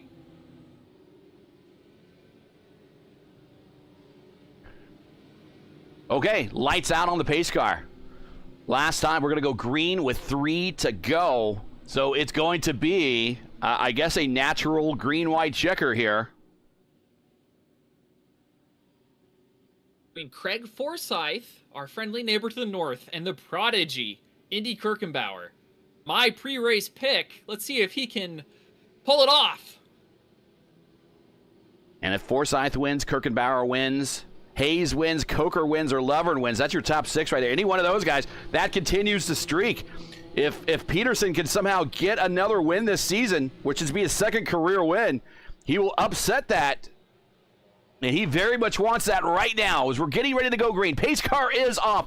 Command is under the control. Lead of the race is under the control of Craig Forsyth, as I'm trying to say that. Green flag as he gets a big 0.3 of a second lead over Kirkenbauer into 1. Craig did a great service to you just holding off that restart. Kirkenbauer's going to have a really good run here off of turn 2, building momentum down the backstretch. He's got to find the clean air into 3. Kirkenbauer has had podiums here before. He wants a win. Coming to 2 to go.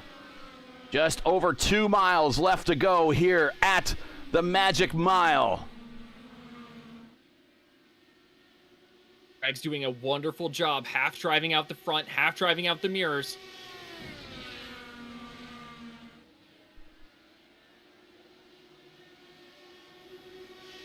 White flag in the air. Last lap. Craig Forsyth, purple lap on the white flag lap of 167.4. Closers be closing. He has half a lap to go, and he's going to get this, and we're going to continue the streak into 3 and 4. Final time for our mini-season series champion. Checkered flag in the air. Craig Forsyth wins. Kirkenbauer comes home 2nd, and Peterson, with a purple lap himself, comes home 3rd. Say, hey, Lewis Hayes is 4th, and Shane Coker rounds out your top 5. LGN survives all of his spins. A bit of a spin cycle, the laundry machine today, and he comes home 6th. Schaus recovers from that late race calamity to finish 7th, and Dinsdale 8th. Lovern 9th, your last car on the lead lap. And Craig's not even doing any donuts. He's just parking the car. Well, it wanted to spin all by itself all race long. Right. Oh, let's get today's final standings in here. What a race here. Yeah, I think once the drivers all adapted to the way the setup was racing, it really did a good job putting on a show for us and the race fans at home. Forsyth, your winner. And again, we now have a kind of a bit of a new modern record here. 8 for 8 to start the season in Dark Horse. Your mini-season winner, their champion from the summer.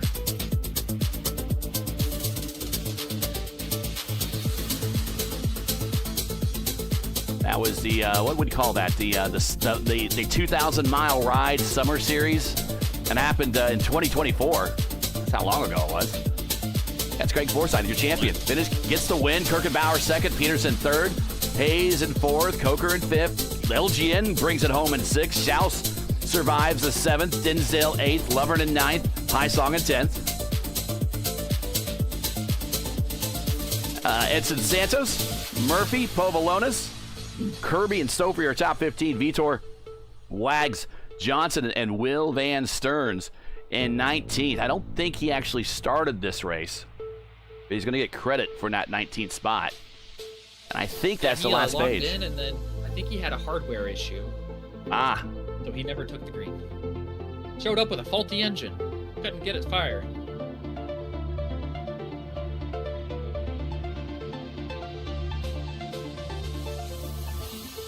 All right. We just need to get some replays queued up here, and we will start talking to our podium.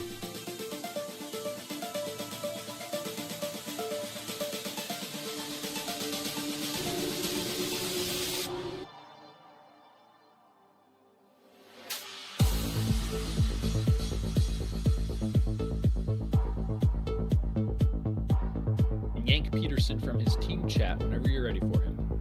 And bye.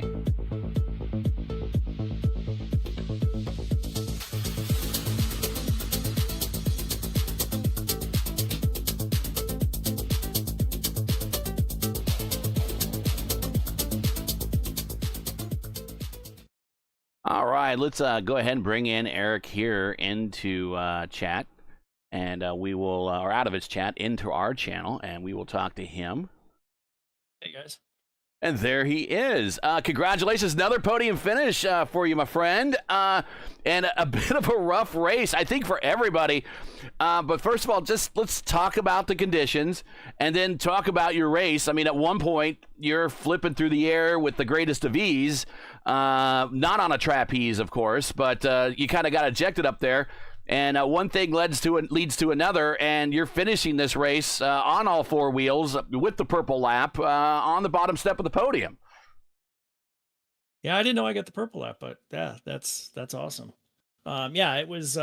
We just went in 3 wide, and I, was running the high line there, and I think I don't know if it was net code or I didn't see it. I don't know who was on the inside, but Shane popped out and got me, and then I went up into the wall, and then had to tow, but. Yeah, I was pitting every chance I could get. So I was almost, from there, it's like, hey, I got new tires. I'm 2 laps down, with more cautions coming out, I'll be able to get on the lead lap. And then, starting at the back there, I had to race, was it Vitor and just, make sure I stay in front of them to make sure I get the lucky dog. And it just all worked out. And we had so many cautions that I think even all the people that were 2 or 3 laps down even got back on the lead lap there. So, right. Yeah, in the middle of the race there. What were the conditions out there? It was a bit of a rough race for a lot of racers out there. What did you see from your point of view? Well, I did see a couple cars drop a little bit below that first dotted line around turn 1, and that off camber little ridge that they have, that'll just send the car. It's kind of like hitting the grass or hitting the apron on some of the bigger tracks, but it just pulls the back end around. And then of course the car was getting loose as the run went on too. And with all the testing and all the stuff that we did, we never saw track temps, even though they weren't high, we never saw them this high. And I think that had something to do because when the track temps came down to that 100, 101, it didn't get loose until much longer in the run. But we could get it to get loose, lap 7, lap 8. So you really had to be careful coming off of 2. And I think the wind had something to do with it too, because the wind was blowing from turn 1 across to turn 2 at about good clip 7, 8, 9 miles an hour. That will definitely get the car to loosen up. Clint, you got any questions for Eric? Yeah, just wanted. I know you're kind of the host of this league. You've got 8 different drivers in 8 different events, all different winners. Who's going to be your driver who wins race number 9? Who's your pick? Let's see. Is it going to go be to Indy? We go to Indy, so. Gosh, I'm just thinking of all the people up front. And in this car at Indy, it's such a fun set. If you can stay within that draft window, that 0.8 seconds, 0.9, it's such a fun race in these cars because you'll probably see a bunch of lead changes if we don't get spread out. But God, you got to put Craig up there. Obviously, he's been so close, and then Mark Murphy, of course, and Wagner. I mean, they're all so good at Indy. I'm just happy to be hopefully get a top 5, if not get another podium here. It's nice to talk to you guys again after Iowa. I think that was my only 2 podiums is when I talked to you guys. So it's nice to be back, for this track here. I didn't have high hopes for this track. These short tracks, like flat, like Milwaukee's and New Hampshire's and what's the other one that I don't like? Gateway, Phoenix, perhaps. Gateway. Yeah, Gateway will take it. Just all the ones that have those weird corners in them that you have to be so good through them. And this, I think, is one of these tracks. But I got lucky. I coming back from 2 laps down and just having the cautions fall when they did and pitting when I did and having new tires compared to other people that stayed out, that helped. So you survived today, brother. You survived. I did. It's a good feeling. Yeah. Well, you know the drill. You've been here before. Shout outs, friends, family, sponsors, anyone would say hi to, go right ahead.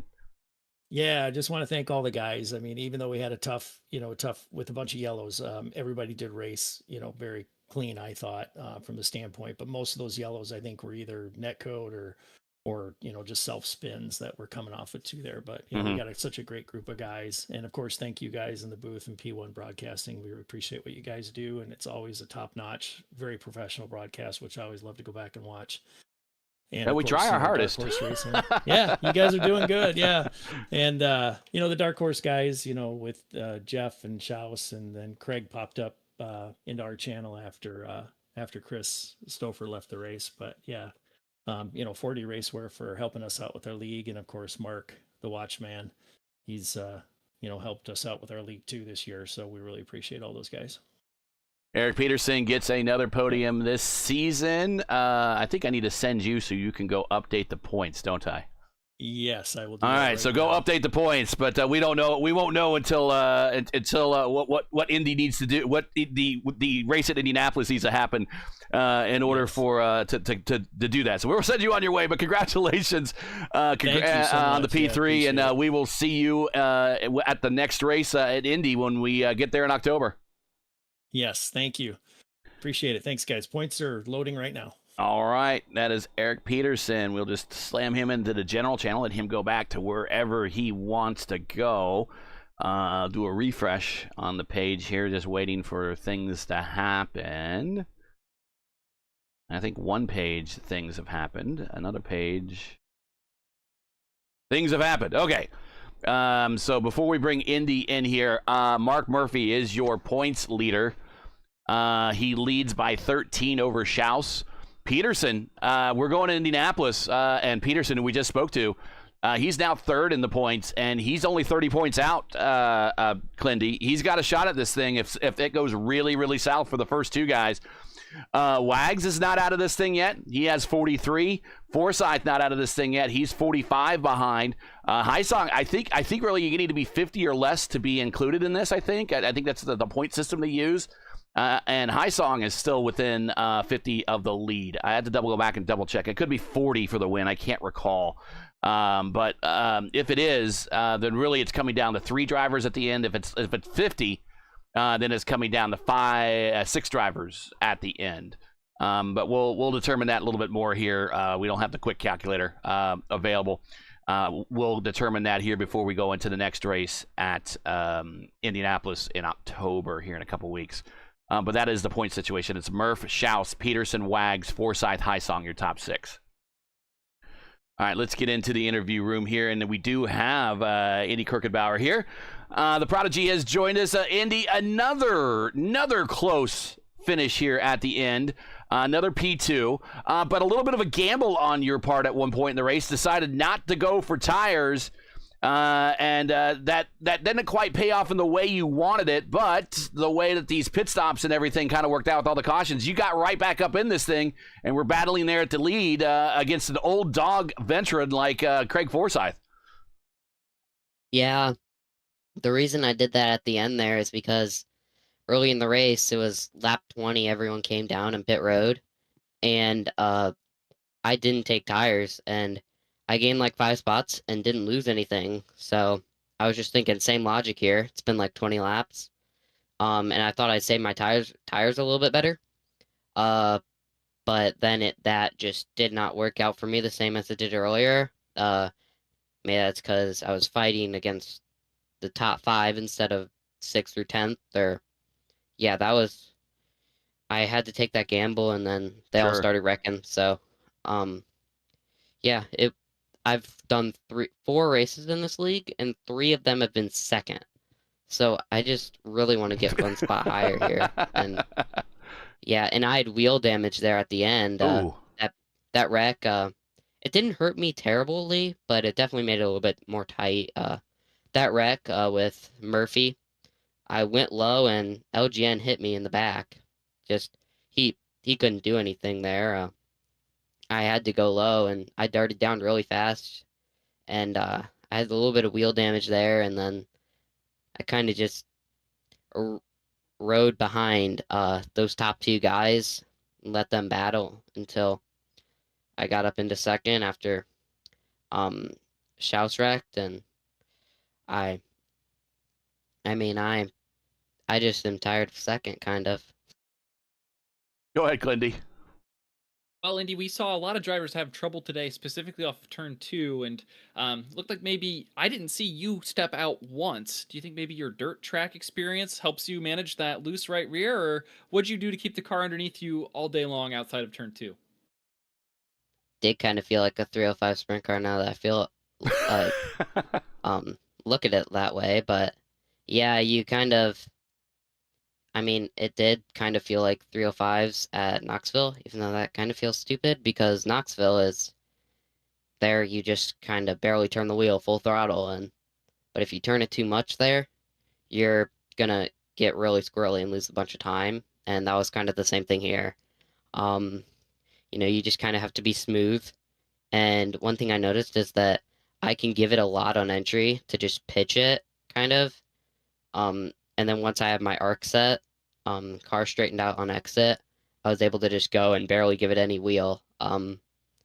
So yeah, and I was able to get some help from guys in the Discord, the guys that did it, saying why it happened, and that did help a little bit too. Yeah, but for some reason off 2 was way worse with it than off of 4. Don't know why. Off 4 felt fine. Off 2 was sketch, but it was a fun race. A little tricky to pass, but like how there's 3 different lines here. And yeah, it's a fun race. Well, Clint, you finished yeah, go second. ahead, Oh, Clindy. Sorry. Go ahead. You finished second. And obviously you're going to look to do one better next week at Indianapolis. You were my pick today. You didn't let me down. Do you have any friends, family, shout outs, anything you'd like to say? Mike's all yours for the second place finish today. Yeah, my go-kart sponsors are Fremont Functional Fitness, BG Emery and Associates, and the Alley and Clyde, and Make Something on YouTube. Well, congratulations, Indy. I know you want that win. I just, it's a matter of time, man. I know we'll see it. Congratulations on the P2. And we'll see you in October when we get to Indy. When that win, maybe we'll come there. Yep, and I'll be at Iowa next week for votive. I have a go-kart race that day, so I'm going to be doing 2 in 1 day. Double duty. All right. I do that all the time. I did it last week at Texas as well. So, yeah, so we have that go-kart race, and then going to be on iRacing afterwards. So it'll be fun. Looking forward to Iowa. I was good there at the 8:15 race until I got wrecked in that one. So I think it should be a good finish. Well, we look forward to seeing you there. It's always exciting to watch you race. Congratulations, and we'll catch you at the next one. You take care. Tell your parents we said hi. Yep, thank you. And we'll just drag him down there to the general, let him go to wherever he wants to go to. So, Clindy, I know it's also been a little while since you and I have worked in the booth. Normally the handoff is, I'm expecting you to do the shout outs. And, Sorry, yeah, no worries. But you can hear the disappointment. Second place for a lot of people is more than enough. But after so many times, Indy's like, Clindy, I've had enough of this. I want to beat you at Iowa next weekend is basically what he said. So. Right. Well, let's find Craig here. He's somewhere around here. Adam. I don't know where I am. There he is. And you are in the booth with us now, Craig. 8 for 8 now to start the season with 8 races and 8 different winners. And finally getting that big dub. After coming off a championship season in the 2,000-mile ride mini season we had back in 2024, getting the dub here. Congratulations. Kind of bit of a roll. Wasn't too long ago you got the dub in ISRA. Now you got a dub here. Yeah, no, I mean, I knew I was fast here tonight. We had the pole.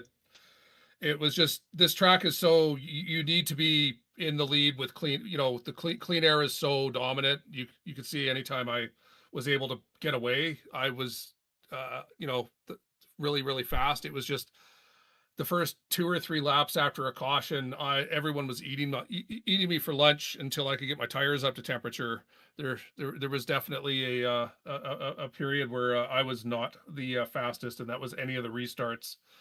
And yeah, it was just a whole. I mean, we had a ton of cautions tonight. It made pit strategy really, really difficult. Trying to calculate when to come in that would potentially reduce a pit stop, or was you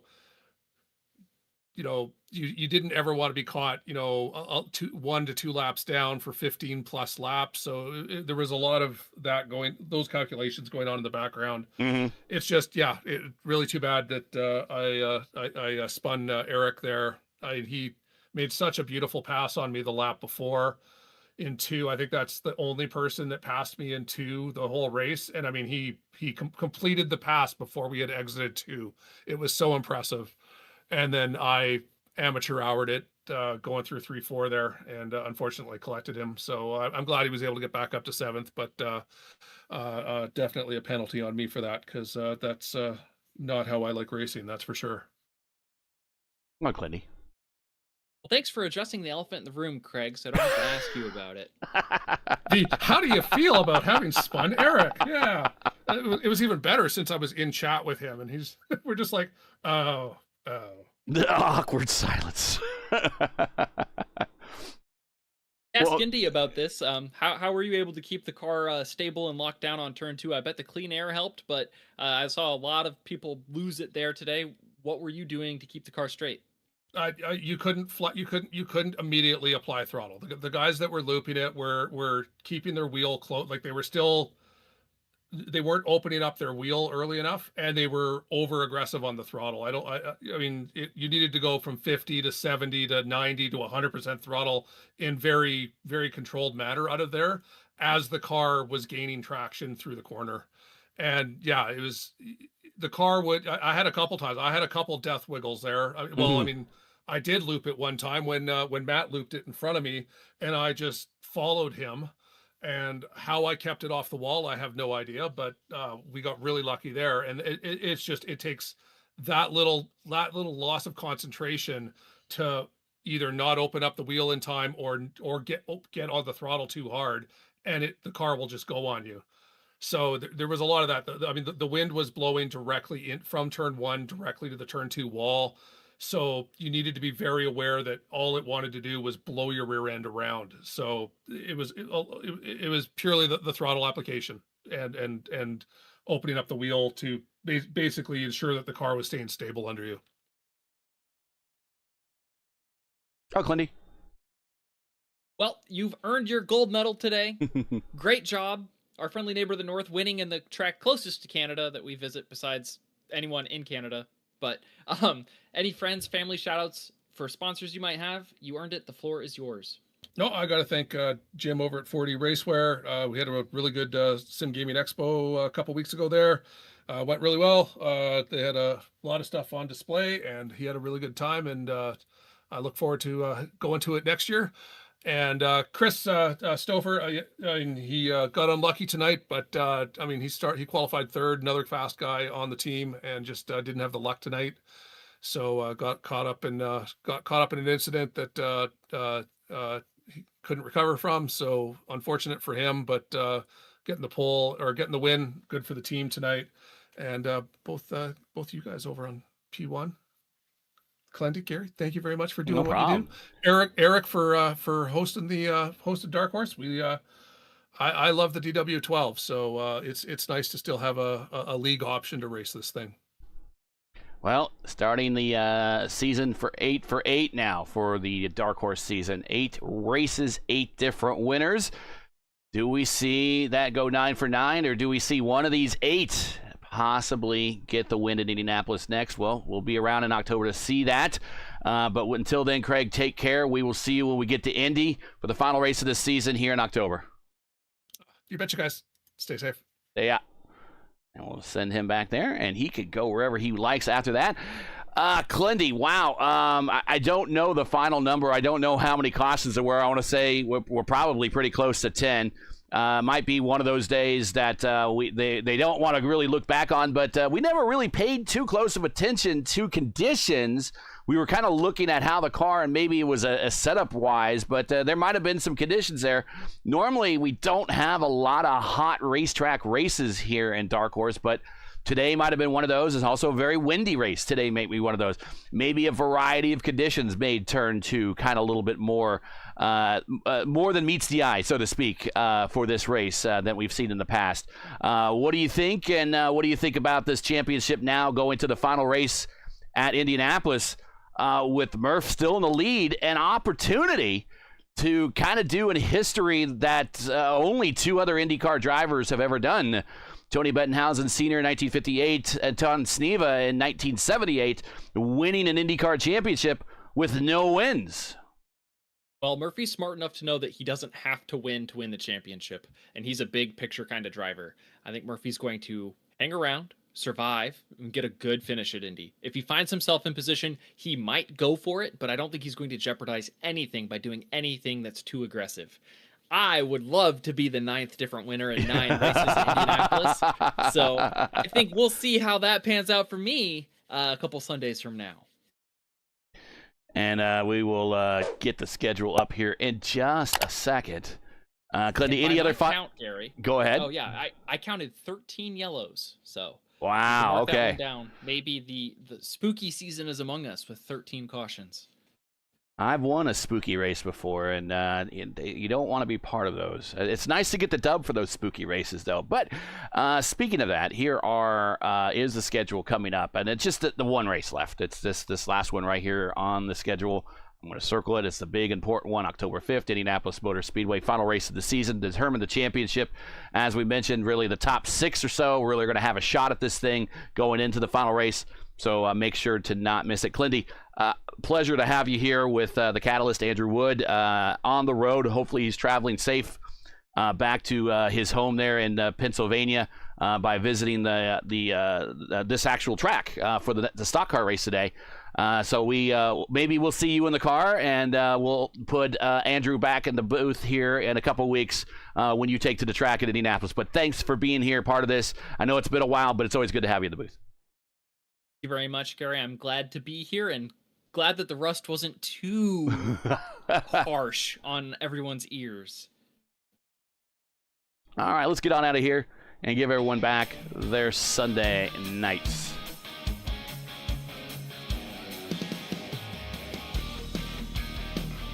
And so that's going to be it for tonight. Once again, your podium here from New Hampshire Motor Speedway for the Joy of Driving 150 is Craig Forsyth with his first win of the season.